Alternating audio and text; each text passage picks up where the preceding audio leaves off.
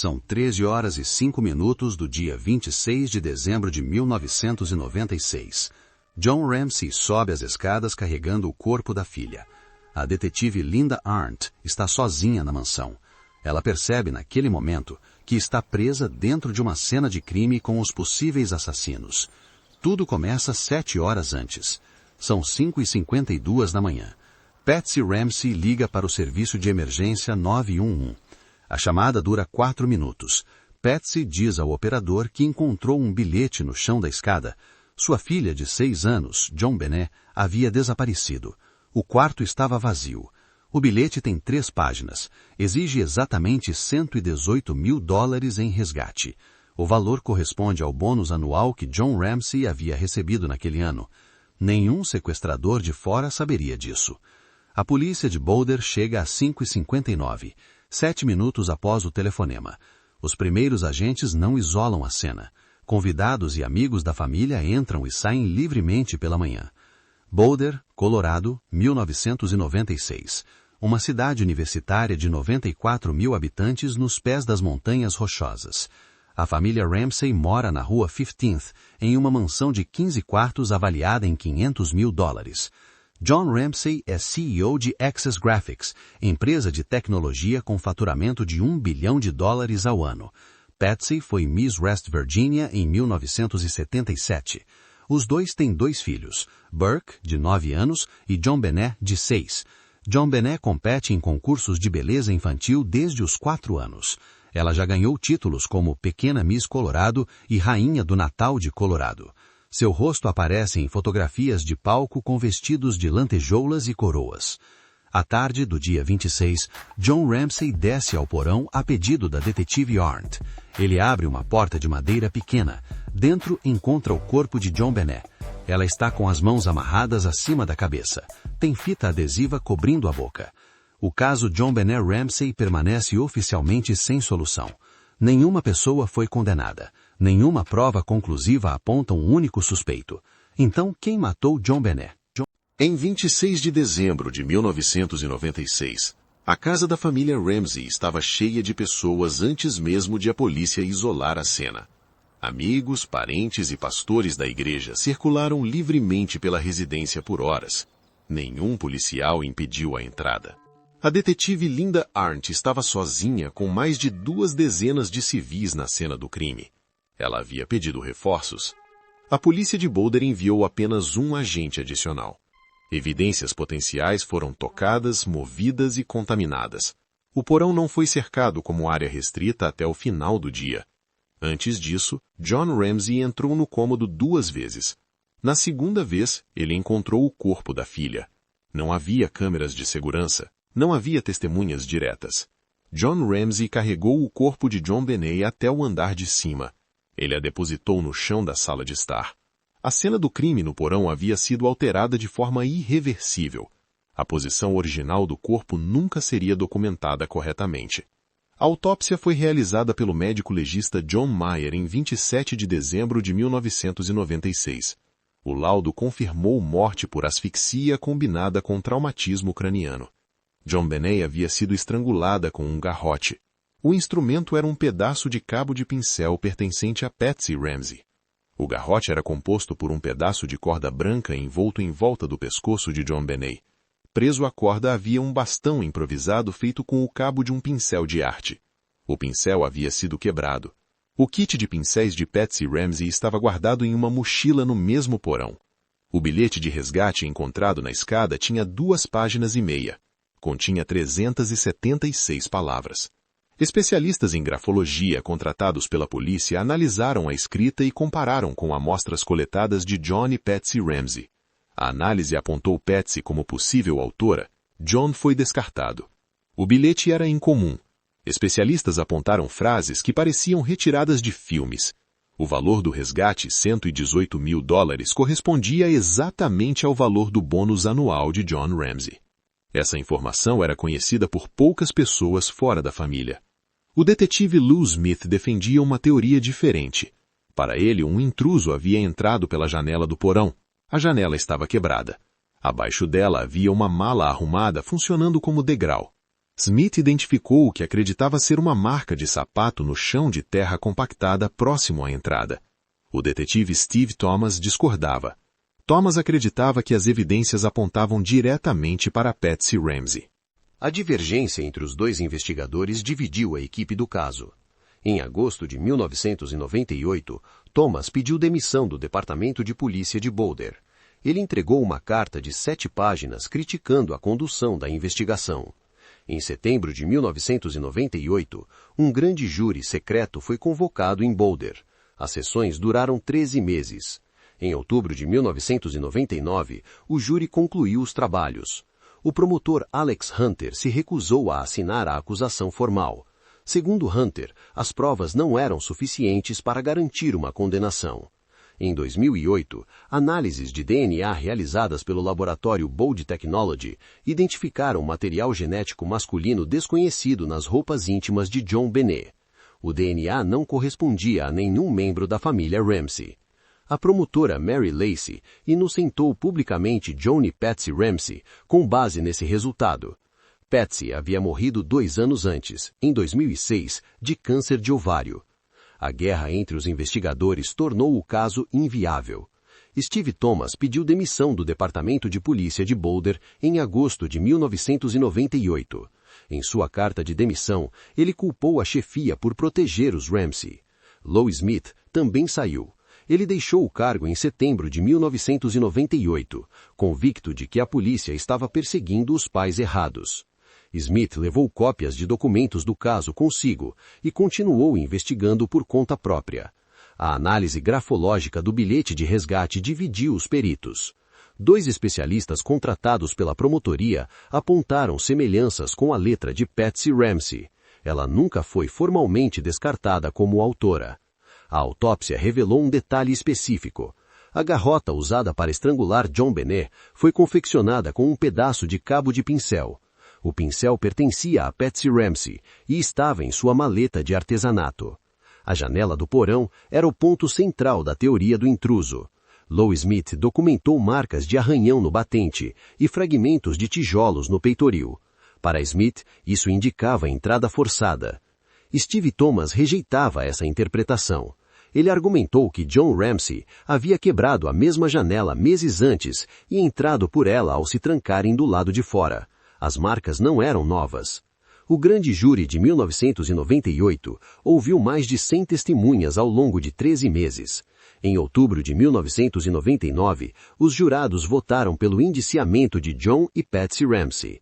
O promotor Alex Hunter recusou a assinar a acusação formal. Hunter declarou que as evidências eram insuficientes para uma condenação. A decisão foi amplamente criticada. Steve Thomas chamou a conduta da promotoria de comprometida e covarde. A mídia americana transformou John Benet em símbolo de obsessão nacional. Imagens dos concursos infantis foram transmitidas repetidamente. Críticos questionaram a exposição da menina em competições de beleza desde os 4 anos. Patsy Ramsey morreu em junho de 2006. O câncer de ovário, diagnosticado pela primeira vez em 1993, havia voltado. Ela faleceu sem ser indiciada. John Ramsey confirmou a morte em uma declaração pública. Em agosto de 2006, John Mark Kerr foi preso na Tailândia. Ele havia enviado e-mails para um professor da Universidade da Califórnia afirmando ter matado John Benet. A prisão foi transmitida ao vivo em todo o mundo. Os testes de DNA eliminaram Kerr em setembro de 2006. O material genético encontrado nas roupas de John Benet não correspondia ao dele. A promotora Mary Lacey retirou todas as acusações. O caso voltou ao ponto zero. Em dezembro de 1996, a polícia de Boulder chegou à cena do crime sem isolar o local. Amigos da família, vizinhos e assessores jurídicos dos Ramsey circularam livremente na casa nas primeiras horas da investigação.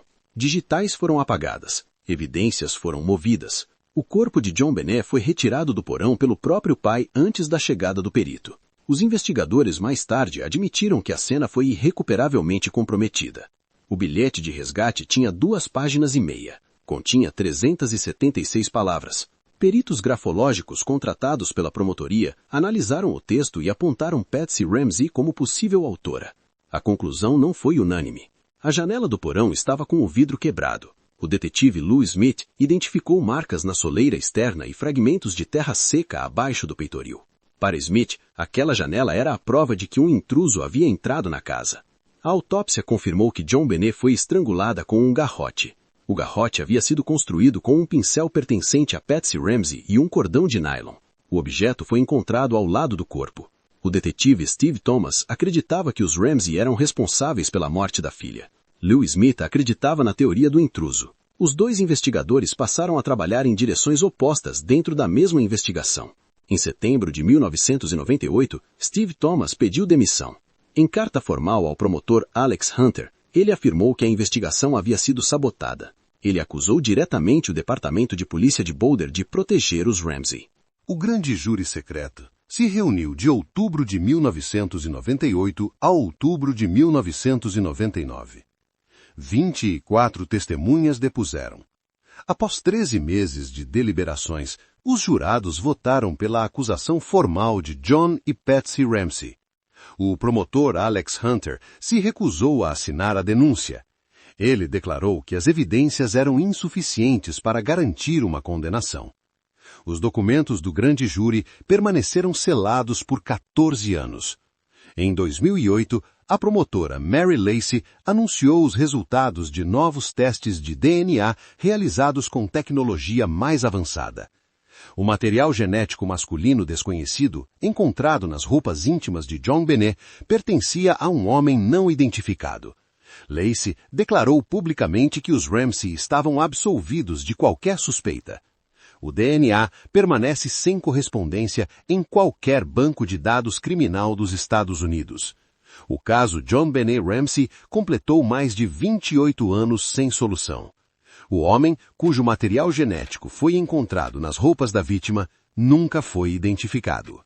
Em agosto de 2006, um homem chamado John Mark Carr envia e-mails para um professor universitário afirmando ser o assassino de JonBenét Ramsey. Carr tem 41 anos e está na Tailândia. A polícia o prende imediatamente. As câmeras do mundo inteiro registram Carr sendo escoltado por agentes americanos no aeroporto de Bangkok. Ele sorri. Diz que amava JonBenét. Diz que a morte foi acidental. O mundo assiste atônito. Os testes de DNA desmontam a confissão em dias. O DNA de Carr não corresponde ao material encontrado na roupa íntima de JonBenét. Registros escolares provam que ele nem sequer estava no Colorado em dezembro de 1996. As acusações são descartadas. Patsy Ramsey não vive para ver nem a confissão falsa ser descartada. Ela morre em 24 de junho de 2006, aos 49 anos, de câncer ovariano. Patsy nunca foi oficialmente inocentada. Ela morreu sendo, para muitos americanos, uma suspeita. Em julho de 2008, a promotora Mary Lacey anuncia os resultados de análises de DNA com tecnologia de toque misto, a mais avançada disponível.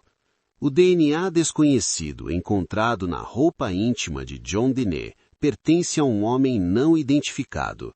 Não é DNA de nenhum membro da família Ramsey. Mary Lacey envia uma carta formal a John Ramsey. O texto é direto. A família está isenta de qualquer suspeita. A promotoria pede desculpas pelos anos de investigação pública contra eles. John Ramsey recebe a carta sozinho. Patsy está morta há 2 anos. Os números da investigação são expressivos. Mais de 21 mil pistas foram processadas. Mais de 1.000 pessoas foram entrevistadas. Centenas de amostras forenses foram analisadas. O resultado é 0 acusações formais em quase 3 décadas. Burke Ramsey cresceu sob suspeita pública. Em 2016, a CBS exibiu um documentário afirmando que ele era o responsável pela morte da irmã. Burke tinha 9 anos em 1996. Ele processa a emissora. A CBS paga um acordo milionário fora do tribunal. O caso John Binet expôs falhas estruturais na investigação criminal americana. A polícia de Boulder foi criticada por contaminar a cena do crime. O escritório do promotor foi acusado de evitar um indiciamento para não perder no júri. Nenhuma das instituições prestou contas formais. O caso John Binet também revelou algo sobre a mídia americana. John Binet era fotogênica. Suas imagens de concurso circularam em todos os noticiários. Especialistas notaram que dezenas de crianças desapareciam por semana sem cobertura nacional. Nenhuma delas usava tiara. Quem matou John Binet Ramsey? Após quase 3 décadas, a pergunta permanece sem resposta. 21.000 pistas, 0 acusações. Um DNA sem identidade.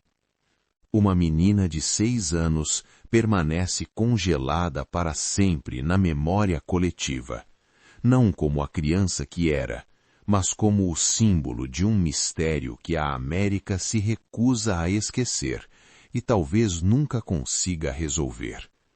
Se você chegou até aqui, este caso importou para você também. Deixe nos comentários o que você acha que aconteceu na noite de 25 de dezembro de 1996. Curta o vídeo, inscreva-se no canal e ative o sino. Novos casos chegam toda semana.